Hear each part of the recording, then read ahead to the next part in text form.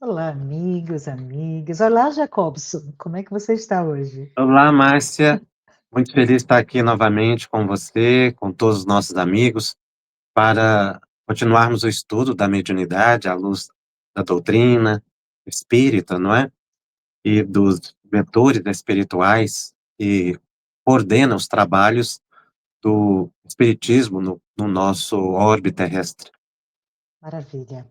Bom, todo mundo, sejam todos muito bem-vindos também, não é, ao trabalho que o Conselho Espírita Internacional está desenvolvendo, juntamente com a FEP, a FEB e tantas outras federações.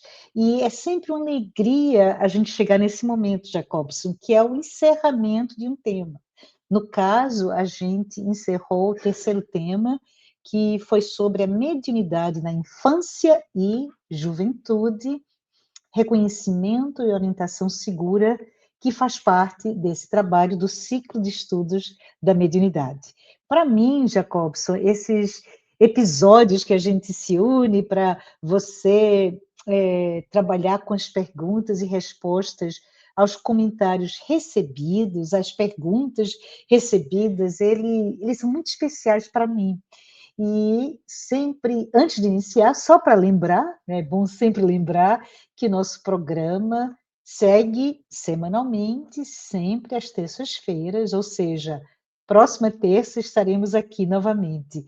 E que, lembrando que sempre, a cada episódio, a gente pede para sua contribuição, que ela é muito importante. Então, envie seus comentários, suas perguntas, usando o QR Code que sempre fica na tela, ou através do chat, né? E as suas perguntas especificamente são organizadas por tema, né? E o intuito nosso é responder a todas que vieram até nós. E obrigada sempre, Jacobson, pela sua disponibilidade hoje. Então, vamos iniciar? Vamos lá. Tá bom. Então, a primeira pergunta que eu tenho é essa: o médium pode frequentar a casa espírita apenas para o trabalho mediúnico? Márcia, essa é uma prática que não é rara, é muito comum. Hum, As pessoas são muito dedicadas à atividade mediúnica e muitos acreditam que basta a sua frequência à reunião mediúnica para que encontrem-se em harmonia, em segurança, cumprindo a sua função mediúnica, psíquica, que seria a intermediação do pensamento dos espíritos. No entanto, a atividade da reunião mediúnica não se constitui num fato isolado no contexto da vida do médium, no conjunto de suas ações. Então é necessário que haja por parte dele um esforço de aperfeiçoamento da sua atividade mediúnica. Nós temos profissionais, muitas vezes, sérios, responsáveis, mas que muitas vezes, ao longo do tempo, não aperfeiçoam as suas atividades e não acompanham desenvolvimentos importantes na sua área de trabalho. As pessoas precisam estar continuamente estudando, verificando novas teses, para que possa prestar uma colaboração devida nas suas funções. Da mesma forma, é atividade mediúnica. O médium não pode ficar satisfeito consigo mesmo, frequentando apenas a reunião mediúnica uma vez na semana. Ele precisa se envolver em atividades de estudo que aperfeiçoem a sua capacidade de transmissão do pensamento dos espíritos e lhe dê segurança moral para a atividade que ele desempenha. Então, muitas vezes, nós isolamos a reunião mediúnica, descontextualizando-a da nossa vivência, da nossa vida, como se fosse um fato isolado, que eu vou à reunião mediúnica, cumpro o meu papel, estou quite com a minha consciência, cumpri minha tarefa reencarnatória e ponto.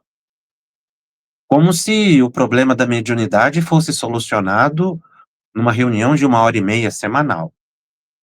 É o trabalho de uma vida, é o bem de uma vida. Então ele precisa estudar, ter essa dedicação à pesquisa, à meditação, à reflexão e também trabalhar.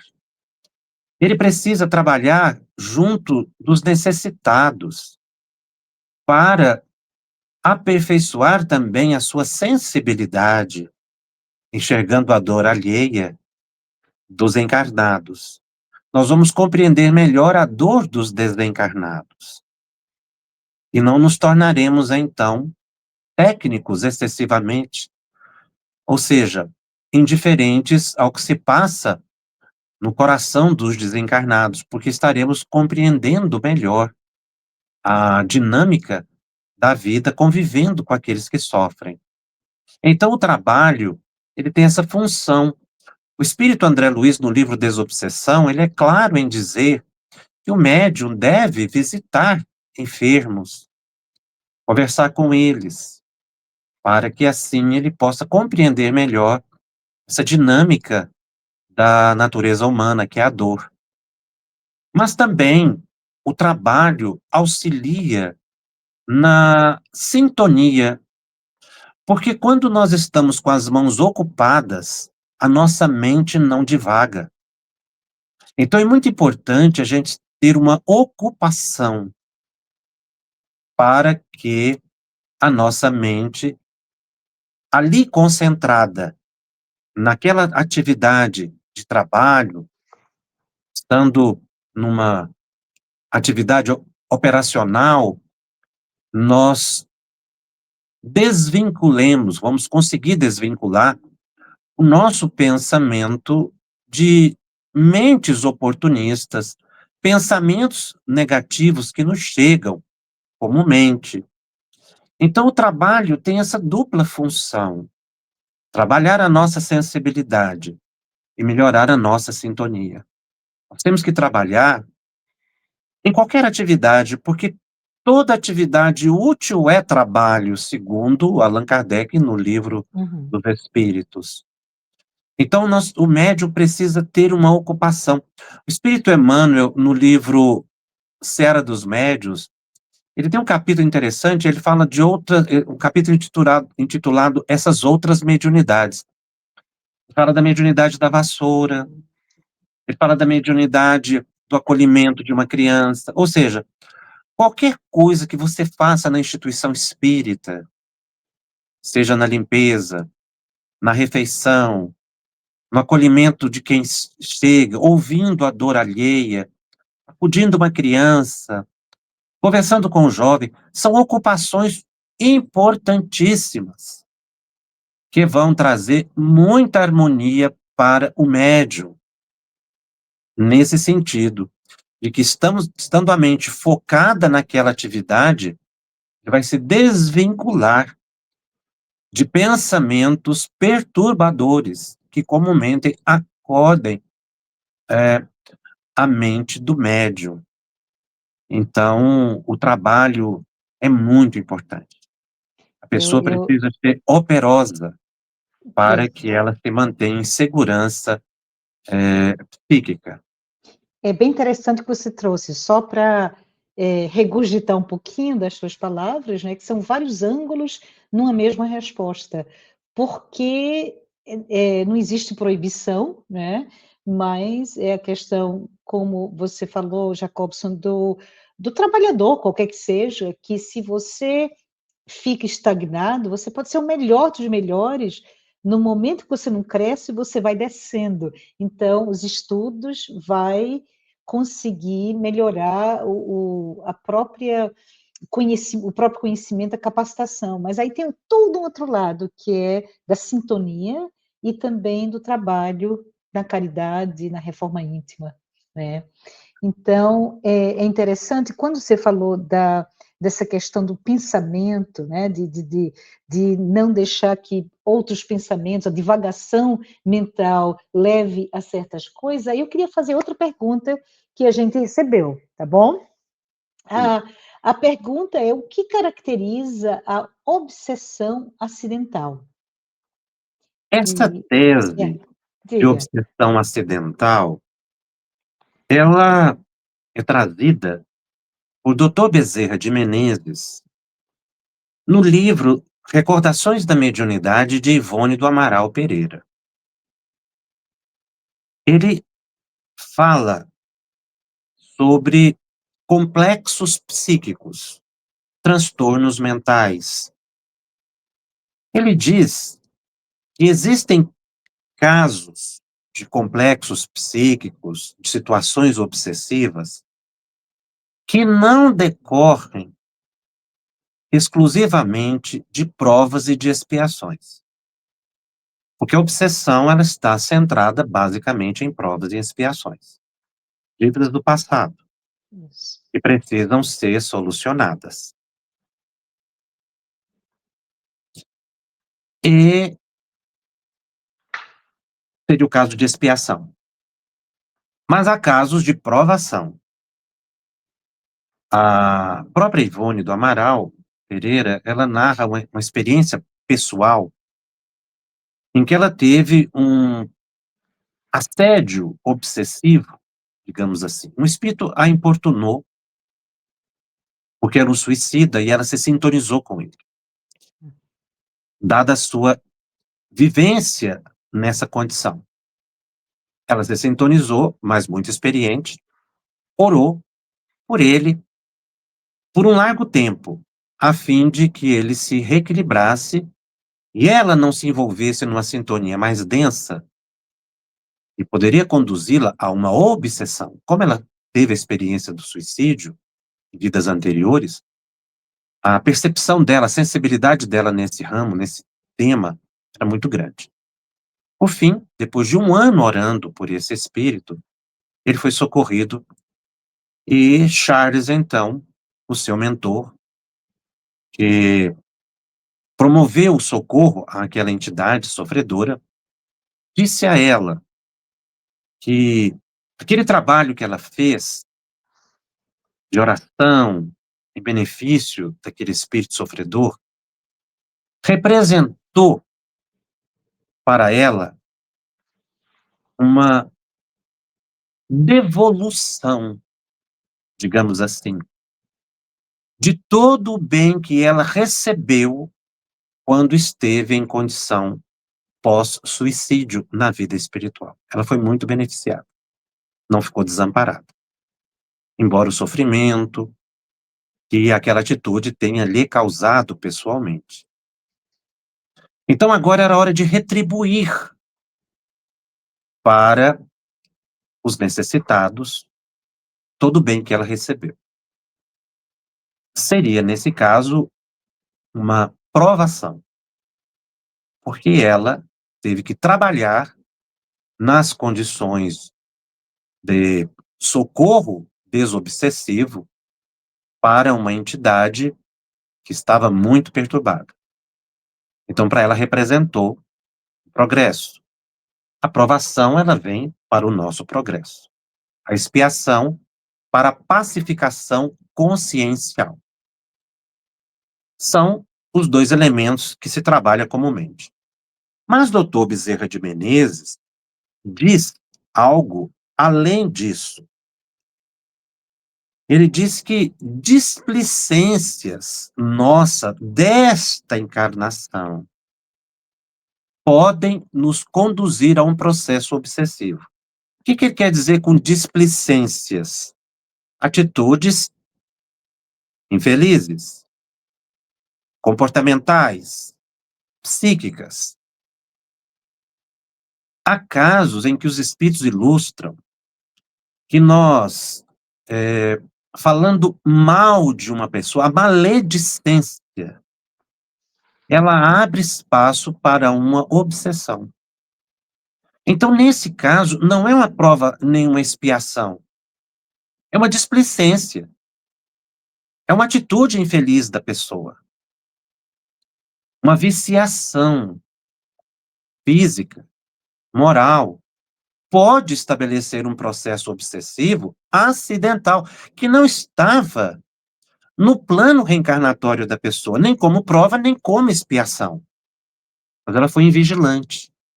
E ela se sintonizou com entidades perturbadoras, atraídas pelo seu comportamento. Então, existem atitudes na vida que nós causamos grande dano a nós mesmos, usando essa expressão de Dr. Bezerra, por displicências em relação ao reto comportamento que todos devemos ter, que é em vigilância. Por isso, a disciplina das emoções, o cuidado com o que se pensa, com o que se fala, evitar o ciúme, a inveja, o ódio, a irritação sem motivo, discussões desnecessárias. Esses estados devem ser evitados para que a gente não estabeleça uma sintonia e daí ocorra uma obsessão.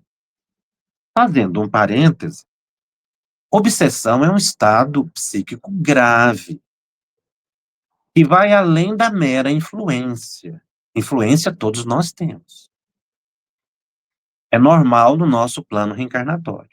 Somos espíritos inferiores. Sintonizamos muito facilmente. Afinal, eles nos influenciam mais do que nós imaginamos, chegando ao ponto de nos dirigir. Isso é influência.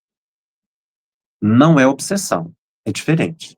Na obsessão, segundo a definição de Kardec, existe o domínio mental de uma mente sobre outra. Vai além da mera influência. Então, aí, estabelecendo um domínio, a pessoa fica num estado hipnótico, mais grave ou menos grave, mais intenso ou menos intenso, de acordo com o grau obsessivo que ela tem estabelecido com essa entidade. Então, a displicência pode estabelecer a influência que evoluirá para a obsessão. Como disse, não é um caso simples de se solucionar. Mas há um segundo ponto que o Dr. Bezerra coloca também. Esse eu acho muito interessante. Ele diz que decorre do nosso processo evolutivo. Eu achei essa informação dele preciosíssima. Depois eu ouvi outros espíritos falando a mesma coisa, de forma mais sutil, mas no mesmo ponto, no mesmo pensamento, através de Chico e de Divaldo. O que é essa obsessão decorrente da evolução? Nós estamos, Márcia, todos nós estamos desenvolvendo potenciais psíquicos na nossa evolução. A evolução é material, é moral e é psíquica. Ela é espiritual. Esta evolução psíquica é chamada de desenvolvimento mediúnico. Um desenvolvimento mais amplo. Não esse de reunião mediúnica. É o desenvolvimento de potenciais psíquicos. Desenvolver mesmo. Os nossos potenciais psíquicos eles estão se ampliando conforme a nossa evolução. Nós estamos evoluindo inexoravelmente. Mesmo que a gente não veja isso de forma muito clara. Ainda enfrentamos muitas guerras, muitos conflitos, muito ódio, muita perseguição no plano, na Terra, mas estamos, independente disso, ampliando potenciais psíquicos. Uma coisa não tem nada a ver com a outra. Mas esse desenvolvimento, ele vai acontecer por várias reencarnações. Tanto é que os espíritos superiores e puros têm um desenvolvimento psíquico, que nós poderíamos chamar mediúnico, que a gente ainda não tem conhecimento desse grau, mas é muito amplo, muito além do nosso. Como a gente está caminhando para isso, vamos um dia tornarmos-nos espíritos superiores e puros, porque essa é a fatalidade, não é, da evolução, nós já estamos caminhando. Só que os potenciais psíquicos não caminham necessariamente no mesmo passo da evolução moral. Porque a evolução psíquica, o desenvolvimento psíquico, ele é fisiológico. O desenvolvimento moral é de valores interiores. Muito bem. Qual é a consequência desse desenvolvimento psíquico nosso? Nós estamos percebendo mais comumente a dimensão espiritual. Estamos mais intuitivos e inspirados. É a consequência primeira. Não é que a pessoa vai para a reunião mediúnica, mas a inspiração e a intuição estão mais acentuadas no ser humano, mesmo que ele não perceba. Porque a pessoa não precisa sentir para ter o potencial psíquico ampliado. Isso acontece. Mas, então, estamos ampliando esse potencial psíquico e sintonizando com quem? Aí é a questão. Normalmente com o plano espiritual inferior, próximo da nossa natureza. Então, estamos ampliando a percepção da dimensão espiritual. Mas qual dimensão espiritual? A inferior. Daí porque surgir uma obsessão decorrente de um processo evolutivo, que a gente está conectando mais comumente com esse plano astral inferior. Associando a isso as displicências, surgem complexos psíquicos, que levam a pessoa, inclusive, a ser internadas em hospitais psiquiátricos com transtornos mentais variados. Pessoas que estão tratando por transtornos mentais, mas que o problema é do desenvolvimento da mente e a invigilância da pessoa, a displicência. Então, nós não precisamos ficar obsidiados por causa da nossa evolução. Isso não é desejável. É um acidente. É inesperado. Manuel Filomeno fala disso através de Divaldo no livro Mediunidade, Desafios e Bênçãos, quando ele fala da inspiração. Nós estamos sendo inspirados comumente por espíritos inferiores, porque é da nossa natureza, é da nossa índole. Agora, se a gente busca a correção do comportamento e do pensamento, a gente não precisa ficar obsediado. A gente pode até sofrer uma influência, aquele pensamento que às vezes incomoda, uma tendência que surge, a gente não sabe de onde, é uma influência, mas não precisamos ficar obsediados. Não precisamos desenvolver complexos psíquicos, transtornos psíquicos obsessivos que venham prejudicar a nossa saúde. É por isso que o Dr. Bezerra coloca esse estudo, essa tese que é inovadora da obsessão decorrente da displicência e do plano evolutivo acidental. Nós vamos ter Maravilha. alguns programas para falar sobre obsessão, né? Depois eu vou aprofundar isso mais. Não, é maravilha, porque cada vez que você dá uma nuance sobre esse tema, essa pergunta, traz tantas e tantas outras perguntas, pelo menos para mim. Então, para todos que estão aqui no programa, hora de estudar, não é isso, Jacobson? Vários livros estão sendo trazidos para nós e gostei muito da referência da Ivone do Amaral Pereira e o caso dela, né? A sua tendência com relação ao suicídio é como se fosse esse atrativo independente do que ela está fazendo, não é isso? Então, a gente tem que ver quais são os nossos atrativos, as nossas dores, os nossos pontos de dor que talvez esteja mais atraindo isso, aquilo, e É, que beleza dessa documentação seria humano, ela trabalhando para aquele irmão, né. seria em nós Hum, a matriz predisponente do processo obsessivo. E avançando um pouquinho, Márcia, hum, nesse assunto sobre questões acidentais, sim, Kardec menciona algo muito interessante no livro A Gênese, quando ele fala da dos fluidos, quando ele estuda os fluidos. Ele diz o seguinte, que nós vivemos no meio fluídico como se estivéssemos vivendo dentro de um grande oceano, a água é o fluido.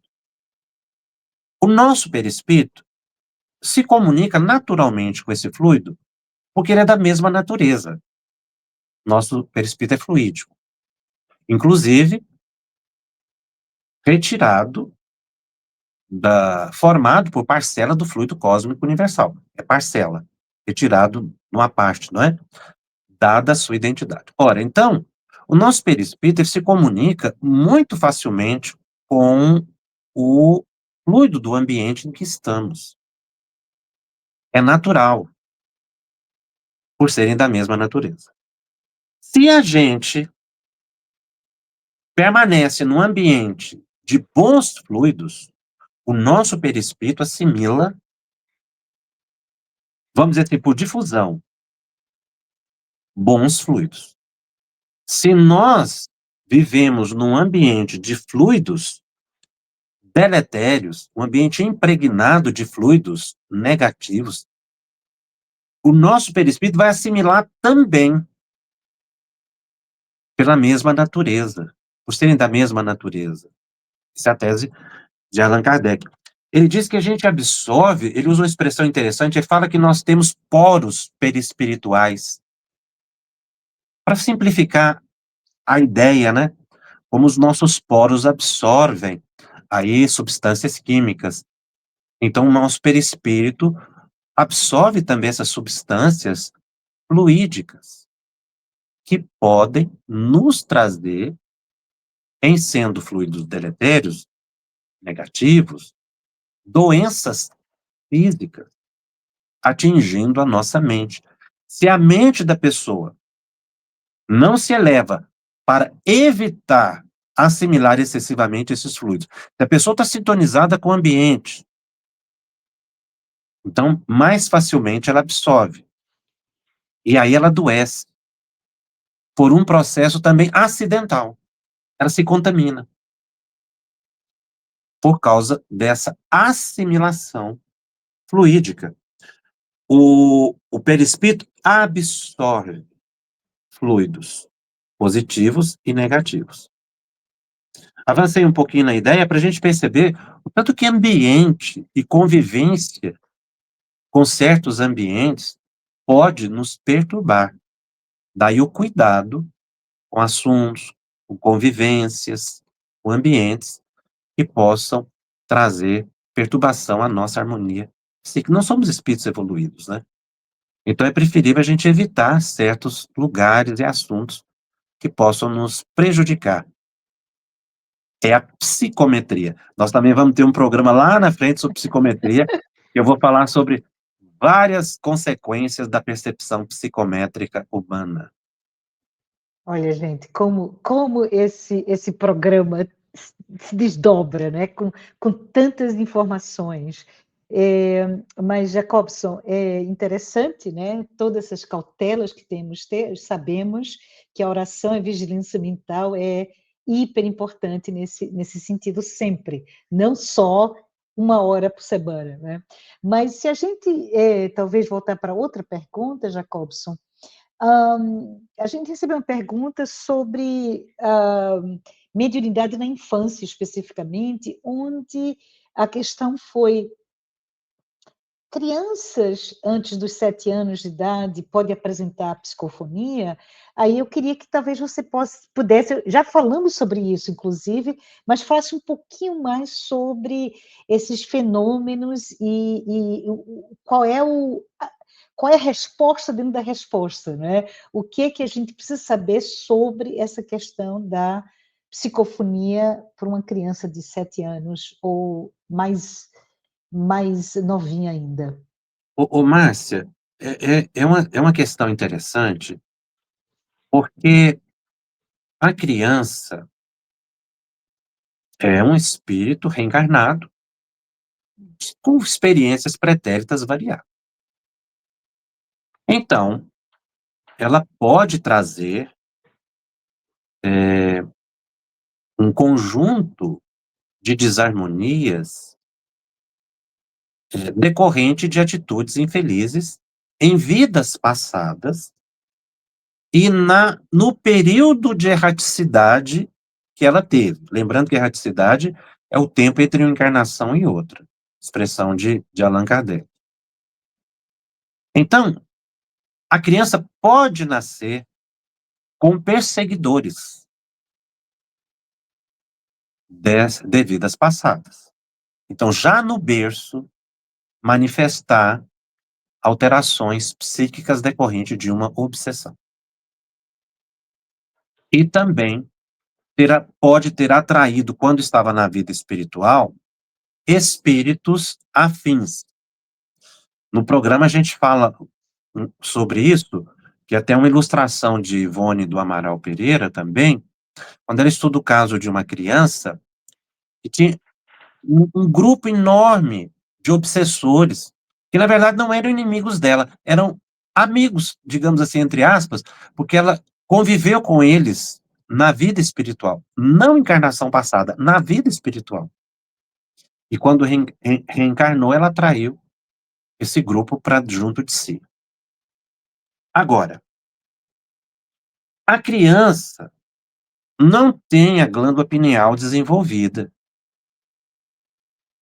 Como a gente compreende, a glândula pineal, segundo André Luiz, ela tem uma função até os 12 anos de idade, mais ou menos, 14, variando de criança para criança. A função dela, os hormônios epifisários, eles inibem o amadurecimento das gônadas. Quando esses hormônios são limitados, deixam de ser secretados da corrente sanguínea, a criança entra na puberdade, porque ela era uma frenadora do amadurecimento sexual. Ela perde essa função. Daí, por muito tempo, ter se imaginado que essa glândula ela não tinha mais função orgânica, porque ela era frenadora do amadurecimento das gônadas. Então, hoje já se sabe que não, ela é uma glândula viva que continua secretando hormônios, hormônios importantíssimos para o bem-estar, para a harmonia, a saúde da pessoa, o controle circadiano, noite e dia. Os hormônios da epífise têm funções muito nobres e ainda está sendo estudado. São vários hormônios. É nesse período, quando ela deixa de inibir as funções sexuais e passa a secretar outros hormônios já na adolescência, é que essa glândula se abre para as percepções espirituais. Ela é uma glândula neuroendócrina espiritual, podemos dizer assim. Porque ela tem uma função orgânica e espiritual. É a glândula da mediunidade. Mas a criança, ela está numa fase anterior a isso. Então, como é que está sendo a ação do obsessor na mente da criança? Porque no nosso caso, o obsessor estaria atuando pela epífise, né? Na criança, não. Mas, aí nós temos que ampliar um pouco certos entendimentos. O perispírito, por si só, é o órgão sensorial do espírito. É através do perispírito que o espírito se comunica com o meio exterior, se está na dimensão espiritual, ou comanda o corpo físico. Então, é um órgão sensorial. O perispírito, por inteiro, ele é um órgão unitário que estabelece ligações de comando do corpo físico. Tanto o comando volitivo, através da vontade, como comandos simpáticos e parasimpáticos, ou seja, involuntários. O comando do espírito se dá, então, na infância, esse comando já existe, que vai traduzindo em forma de ações da criança. A ação do obsessor estaria centrada nesse envolvimento fluídico da criança, é através do perispírito, que ele está atuando no comportamento mental, a captação. Lembrando que a criança está, na visão de Emmanuel, os 3.000 dias de hipnose. Se ela estiver ligada a um obsessor, esses comandos mentais que ela está recebendo, que vão lhe chegar à mente física através do perispírito como um órgão, na sua totalidade, causarão uma alteração na criança. Nós temos observado crianças que, num instante para o outro, ficam muito agressivas, falam diferente, têm um comportamento estranho, dando a entender que elas estão em transe. Seria o caso de uma psicofonia perturbada, veiculado pelo domínio de um espírito sobre a mente da criança. Então, nós vamos ver a criança nervosa, indócil, desobediente, com ansiedade, com desatenções, que expressariam exatamente essa ligação com um obsessor. Nós vamos ver crianças que têm grave dificuldade de relacionamento com os pais, a perversidade, muitas vezes, na infância, indiferença emocional, agressividade, já mencionei, irritação, não é? E distúrbios psicológicos, síndromes perturbadoras na infância, que muitas vezes a psicologia ou a medicina teriam dificuldades de um diagnóstico ou de uma atuação mais específica, expressando aí a interferência de espíritos perversos, traiçoeiros, vingativos, ligados à criança de vidas passadas. Então, pode haver, sim, esse transe, não é? Momentâneo, inesperado, por uma ação insistente. Então, não vamos imaginar uma criança numa ação psicofônica clássica, como a gente entende, mas ela está sofrendo um domínio, e como não consegue estabelecer resistência, ela expressa isso nesses comportamentos alterados que nós estamos vendo. Tive a oportunidade de conversar com a criança certa vez, Ah, em que ela mudou o modo de olhar, de ah, falar, num instante para o outro. A gente via claramente que não era ela que estava falando. Daí a pouco ela voltava àquela docilidade, brincando com as outras crianças, normalmente ali no momento, mas daí a pouco voltava também. Para esses casos é que a casa espírita tem um papel muito importante na oração, na evangelização infantil, no passe, no culto do evangelho no lar da família, para que a criança se harmonize e se desligue desses domínios mentais negativos. e nós, como pais, como mães, a gente tem muito cuidado com aquela criança, então é importante essa explanação sobre o lado e se a gente pensar, né, tem toda uma razão, tem todo um arcabouço de envolvimentos e relacionamentos anteriores ou na erraticidade que leva àquilo. Mas o que é interessante, eu só estou, assim, as coisas vêm na cabeça e a gente te interrompe para falar sobre isso. Mas Hollywood, né, a produção fictícia de histórias mostra sempre desse lado negativo, né? O Exorcista, e aí a gente pode falar um monte, mas tem um filme que me lembrei que chama-se Corações e Almas, que bem leve, Jacobson, e é meio lúdico, inclusive, que são aqueles, acho que são 5 espíritos que acompanham aquela criança, os amiguinhos, e aí ele chega um momento que ele fala, está atrapalhando essa criança, então eles se afastam. Então a história toda é nesse sentido, mas é interessante a gente pensar nisso também, como pai, como mãe, o que é que a gente pode fazer para, né, para evitar que haja essa influência tão forte na criança, não é isso? Lembrando que as crianças Hum, são médiums dos pais, e todas isso, elas são médiums, é, naturalmente. é. Então, a gente precisa pautar isso no conceito da educação. E os filmes são realmente muito interessantes. Os artistas são levados na erraticidade, nas madrugadas, Aham, assistem às cenas e voltam e produzem uma obra melódica, não é? Ou cinematográfica. uhum. Aqueles que se vinculam a entidades elevadas trazem belezas e sublimidades ao plano físico.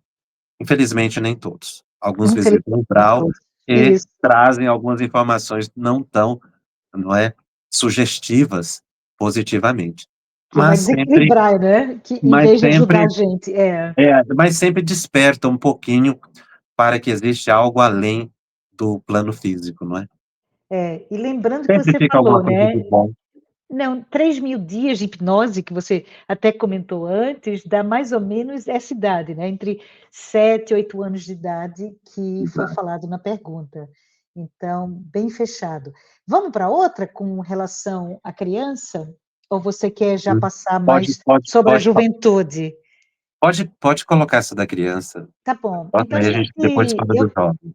tá bom, então eu vou colocar as 2 porque talvez você possa, falar das 2 ao mesmo tempo, né.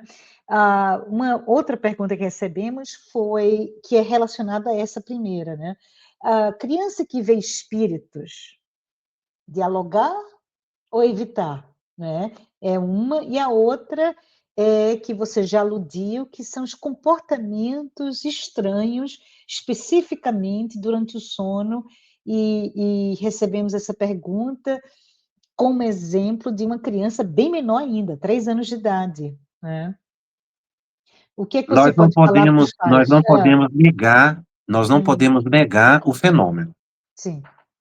Então precisamos conversar com a criança,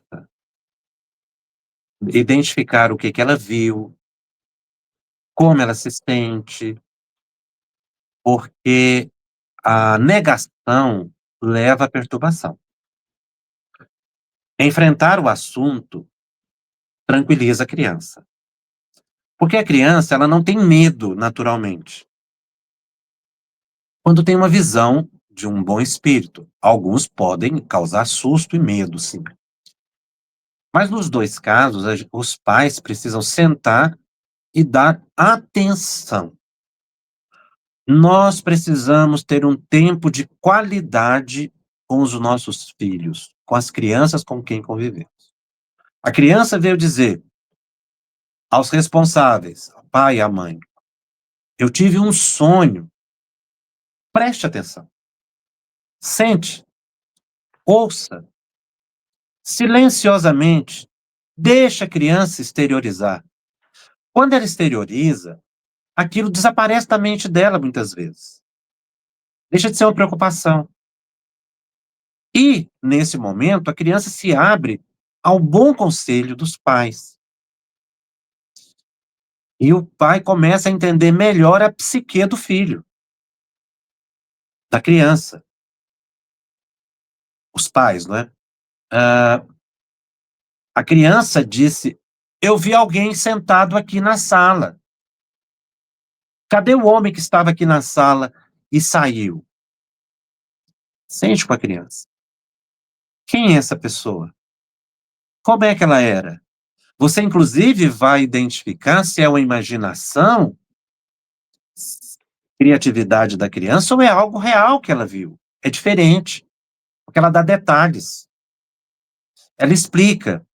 E muitas vezes você vai identificar uma visita de um amigo espiritual ou alguém que poderia se tornar uma perturbação. Nesse caso, é momento de oração com a criança. Ler o Evangelho segundo o Espiritismo no quarto da criança todos os dias, fazer uma prece, até quando a criança está dormindo. Orar pela criança. Porque quando a gente está orando pelas crianças que estão convivendo dentro de casa com a gente, elas estão, na verdade, recebendo um passe. Porque o anjo de guarda está ali presente do lado também, ajudando. E ela se harmoniza. Então a gente precisa conversar, perguntar, esclarecer, não fazer disso algo de grande surpresa, repreender a criança, ou valorizar excessivamente, ficar contando isso para todo mundo, não é? Para expor a criança, que também causa constrangimento e perturbação. E isso, às vezes, os pais ficam tão surpresos que começam a contar para todo mundo.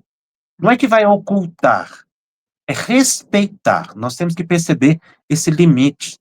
A superexposição é tão prejudicial quanto a negação, Isso. né? Então a gente tem que levar aquilo com muito amor, com muito cuidado. Se viu com a entidade perturbadora, é oração. Se é uma visita positiva, oração também de agradecimento. Mas você só vai perceber isso se você tiver um tempo de qualidade, tiver atenção com a criança, né?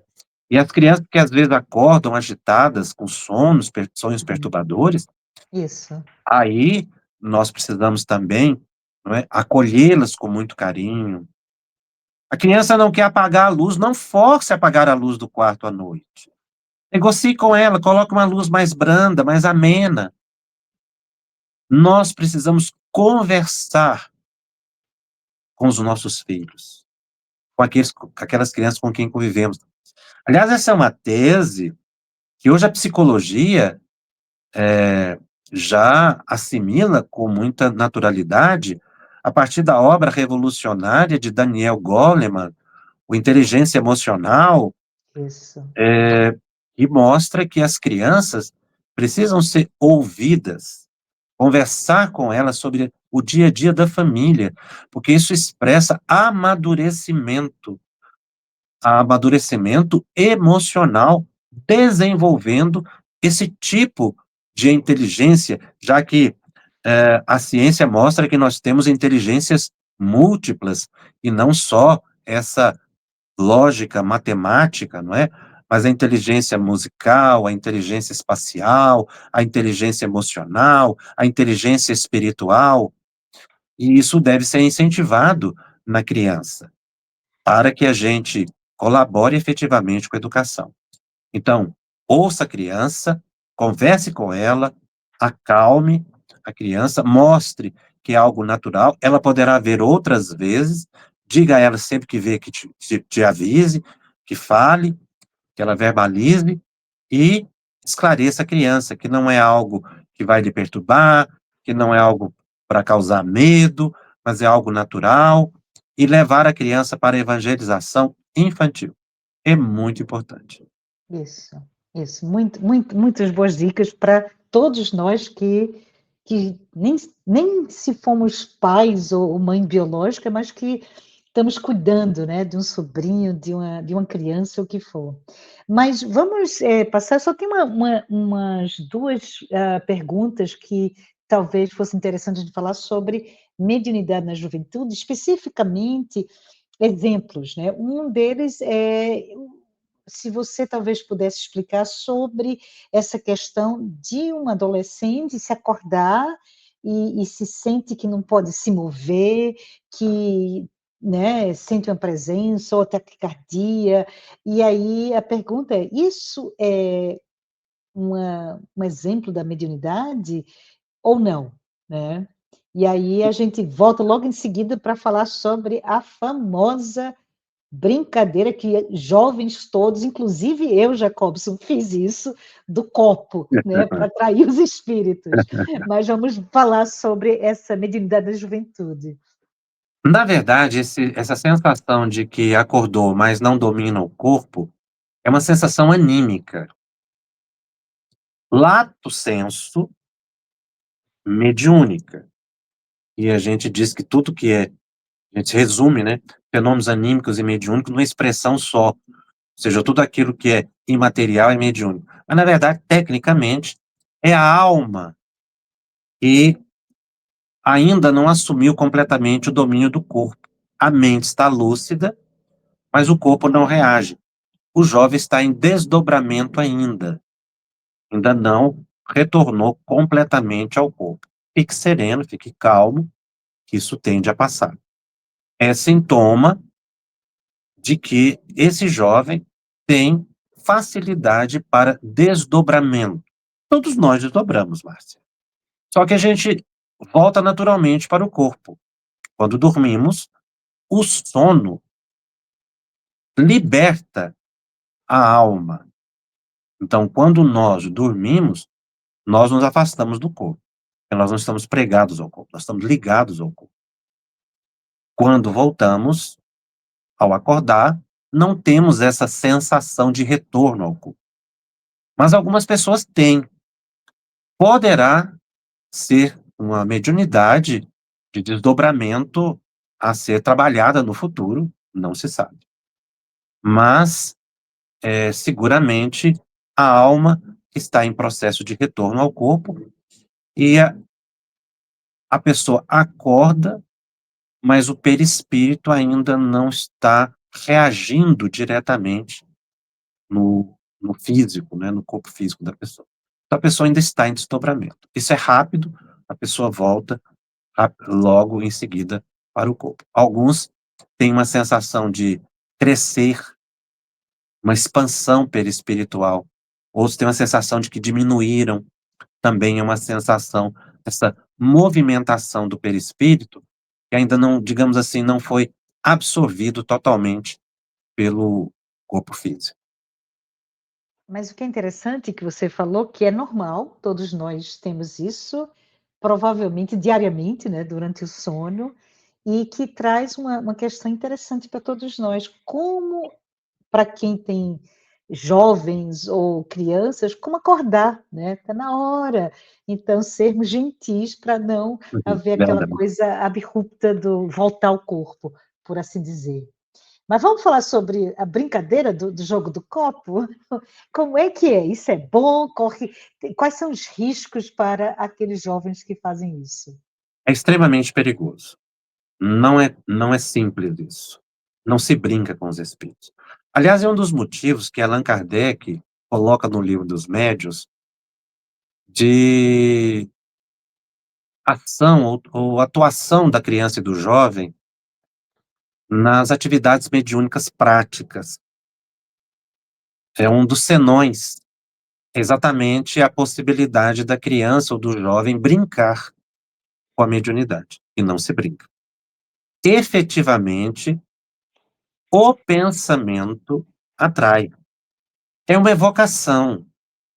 Quando a pessoa está ali naquele movimento do copo,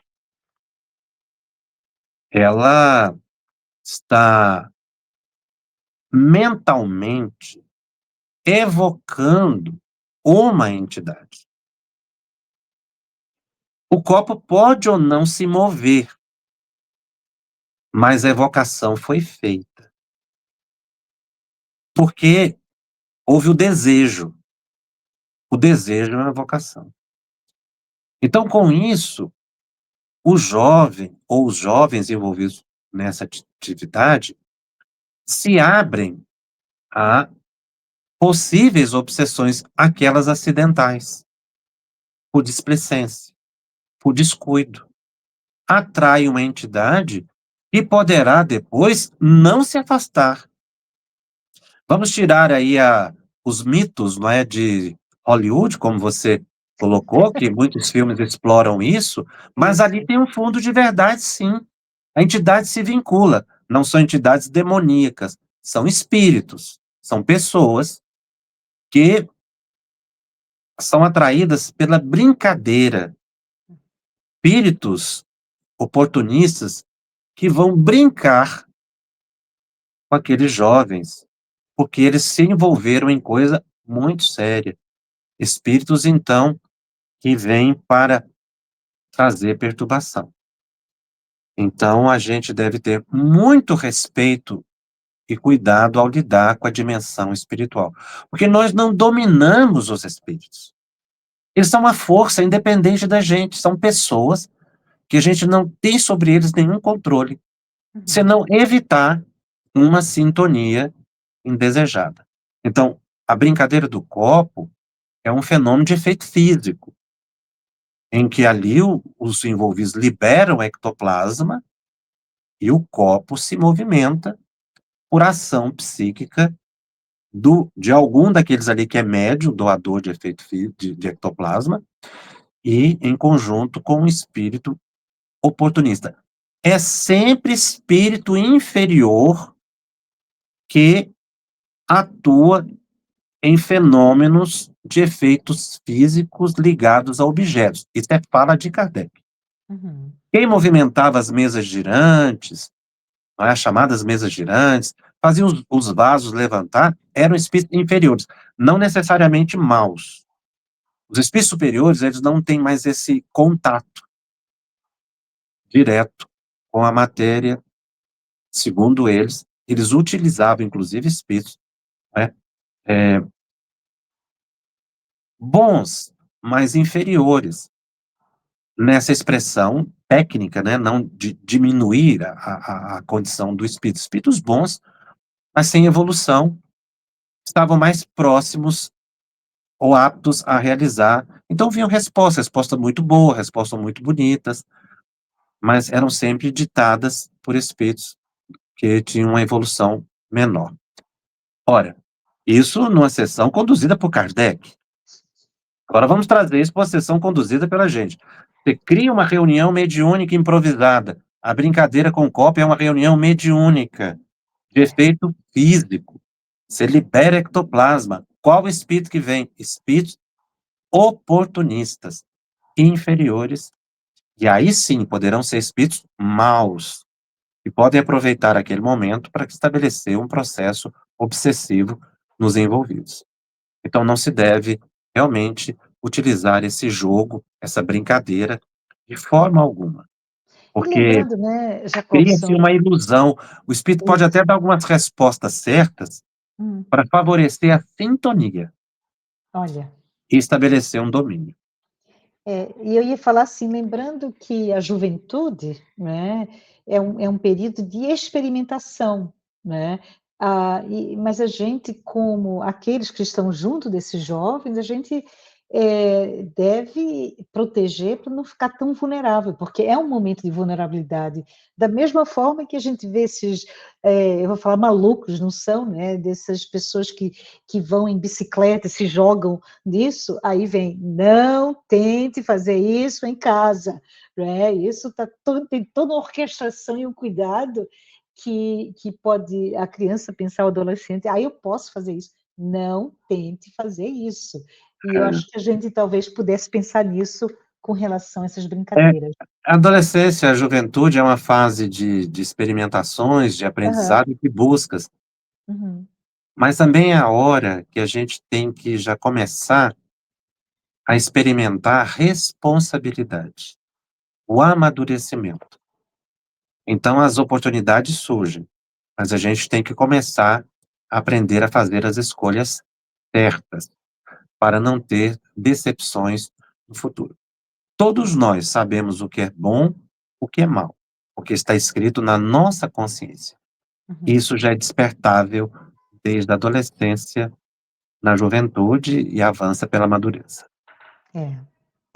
Eu queria fazer mais algumas perguntas, pode ser? A gente está no tempo, mas vamos lá, só mais umas que eu acho que são muito importantes. Se eu colocar duas que é sobre, talvez sobre a eclosão, né? Aí vamos juntar as duas, e aí eu queria fazer uma última pergunta depois dessa, Jacobson. Mas, assim, a questão vem, por que que a mediunidade pode eclodir apenas na idade adulta, né? Por exemplo, aos 40 anos. E aí a pessoa está pedindo um esclarecimento sobre esse fenômeno dessa eclosão. Ao mesmo tempo, tem outra pergunta que perguntando sobre a questão de mensagens escritas conscientes, mas a pessoa não sabe o conteúdo, né?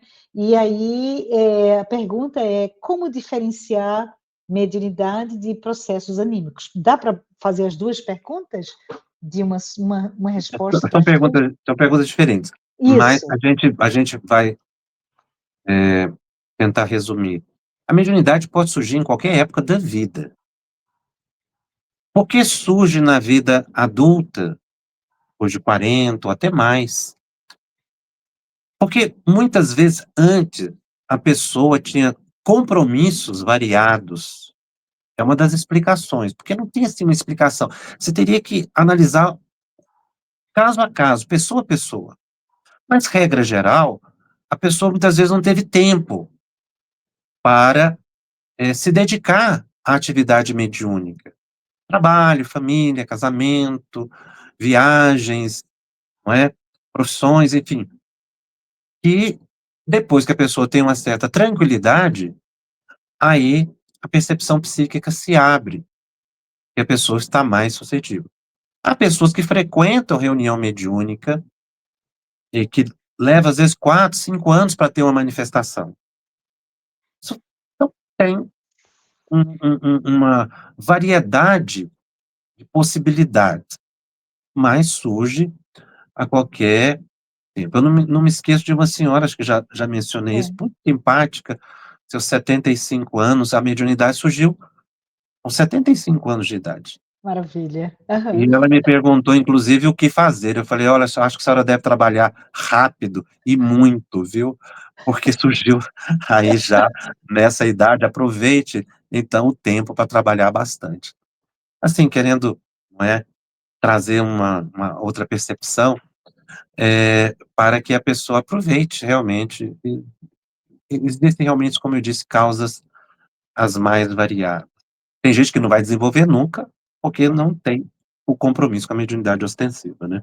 é, Agora, a questão da percepção anímica ou sim. mediúnica, muitas vezes não dá para saber, porque o fenômeno anímico, ele decorre de um transe, e não dá muitas vezes para você diferenciar o transe anímico do transe mediúnico, porque a pessoa acessa patrimônios do passado e traz ali uma outra personalidade, conhecimentos que podem ser acima que ela tem de vida passada, acima do conhecimento que ela expressa na vida atual. Então, não dá para saber. Às vezes, até em casos de obsessão. A pessoa está doente e entra num transe anímico, e ali você vê que é um espírito sofredor, é a alma da pessoa que está sofrendo. Olha, Tem que ser esclarecida como outra qualquer. Não dá muito para saber. é, Agora, é por isso que a gente não pode fazer trabalhos mediúnicos em casa, porque sem orientação, a pessoa se abre à imaginação, ao animismo, à mistificação. E é muito perigoso, porque nesse caso, obsessores mistificadores se aproveitam e instalam obsessões muito perigosas, fascinação. O médium tem que estar sempre em contato com um grupo experiente, para ajudá-lo a entender esse processo de desenvolvimento da mediunidade. uhum. Eu não sei se é mais ou menos isso que você perguntou. Não, foi isso, exatamente, né, e aí a gente podia conversar muito mais, por que é importante ou não diferenciar, né, mas bom, eh, uma pergunta que me veio, que é bem para mim, me deixou, assim, curiosa, porque, essa pessoa nos trouxe uma situação, né, que houve a perda de um filho, por suicídio, né, E aí, precisando talvez uma recomendação, porque na decisão de adotar uma criança, existiria uma noção de talvez considerar o recém-nascido para poder favorecer a sua adaptação espiritual na nova encarnação, e você falou bastante sobre isso, né, nas suas explicações anteriores. Então, eu achei bem interessante sobre uma decisão de vida, né, e como é que essa questão do da decisão de adotar e se é melhor ou não faz não importa adotar o menorzinho do que o maiorzinho. Particularmente, não vejo nenhuma relação. Hum, A questão da adoção passa pelo sentimento de acolhimento, de amor que se deva ter. E aí isso pode acontecer com os recém-nascidos, os jovens, às vezes até adulto. Isso hum, vai depender muito do momento, da compreensão daqueles que estão adotando. Nós não podemos estabelecer uma regra para o recém-nascido, porque nós estaríamos retirando daí da possibilidade de adoção adolescentes, né, que também ficam aguardando essa oportunidade de uma família acolhedora. A questão do suicídio, né, de um filho, realmente é uma dor indescritível, que a família deve ter muita consciência e esforço para entender que, embora tenha sido uma atitude infeliz da pessoa, ela segue sob o amparo de benfeitores espirituais. Ninguém está desacolhido do amor divino, mesmo que depois da desencarnação se tenha um período mais ou menos longo de adaptação, em que a mente não esteja assim tão segura. Então os pais devem orar muito para esse filho, pedir a Deus a proteção, a força, e ter a compreensão da continuidade da vida. O desespero, a vontade de desencarnar também, só perturbam aquele que foi. Aquele que foi espera o equilíbrio dos que ficam, para que ele também se fortaleça e se recupere, entendendo o que fez. Que às vezes o que fez decorreu de uma obsessão, de uma perturbação momentânea, de problemas orgânicos, de problemas, de transtornos mentais, enfim, causas variadas que não se deve julgar, não é numa atitude muito simplista, mas orar, saber que a vida continua e que a pessoa vai ter oportunidade de novas reparações e reencarnações, sempre positivas, uma visão sempre amorosa para com aquele que foi, jamais de censura ou de pensar que a pessoa vai ter um futuro muito triste e de muito sofrimento. A vida futura, ela será sempre uma oportunidade de aprendizado e de crescimento, importante para todos nós. Então não vejo muita relação numa adoção. A uhum. adoção, ela passa por outros critérios, critério do amor, do acolhimento. A família pode achar que estar adotando vai aplacar aquela dor. Se ela sentir o amor, o desejo de adotar, faça isso. Muitas crianças estão necessitando desse gesto de carinho e de amor, que representa uma sublimidade. Amar os nossos filhos é um dever. Amar os filhos de outro é um mérito, é um merecimento, é um acréscimo de misericórdia na vida de cada um. Maravilha, maravilha. Nesse tom de doação, de uma caridade, maravilhosa.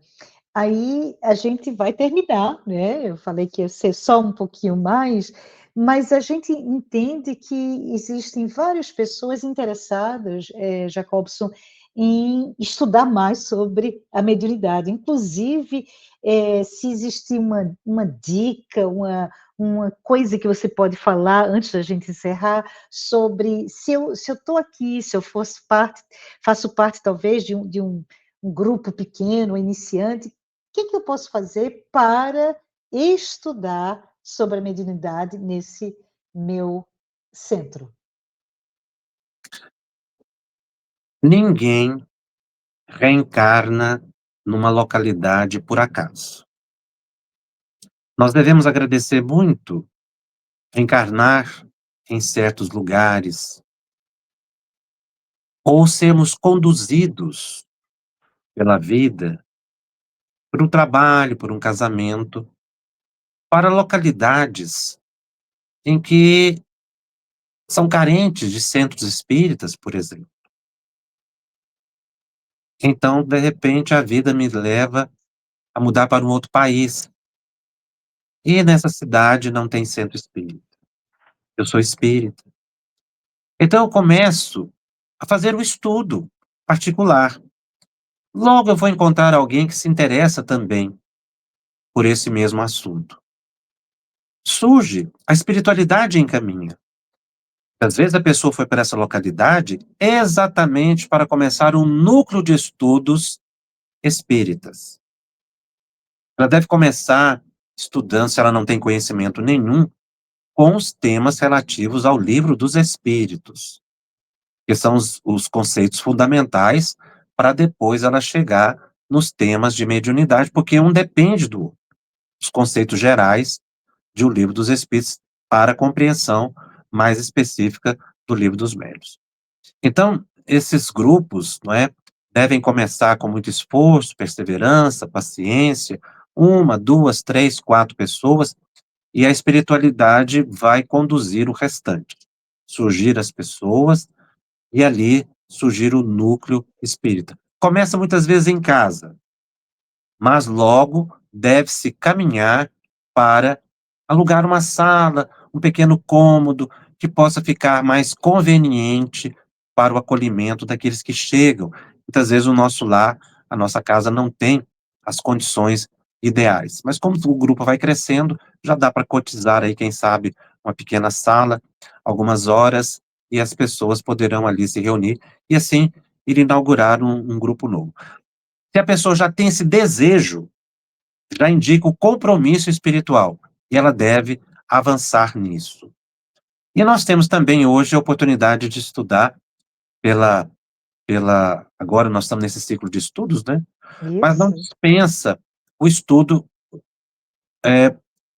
presencial, o estudo junto de outras pessoas, nós temos também aí pela FEB TV, o estudo específico de O Livro dos Médiuns, que nós fizemos, estudando o Livro dos Médiuns, são 141 programas, que a gente fez o estudo aí, parágrafo por parágrafo do Livro dos Médiuns, e aqui agora nós estamos avançando com temas mais específicos, aprofundando em alguns capítulos que muitas vezes não deu para ser feito naquela programação. Esses dois programas, eles estão interligados, não é? Porque aqui nós estamos detalhando assuntos que não teve oportunidade de serem desenvolvidos, mais especificamente. Então, seria um complemento de estudo de mediunidade. Hoje nós temos muita oportunidade de estudar. Maravilha. Muito obrigada pelas dicas, né, tá todo mundo aqui sabendo, estudo existe mais do que nunca, né, a facilidade do estudo tá cada vez mais abrangente. Mas muito obrigada, para mim, gente, eu estou aqui encantada com as suas respostas, Jacobson, e espero que também tenham sido beneficiais para vocês. E na próxima semana a gente segue estudando um novo tema, né, que é o estudo da mediunidade e a renovação do ser imortal.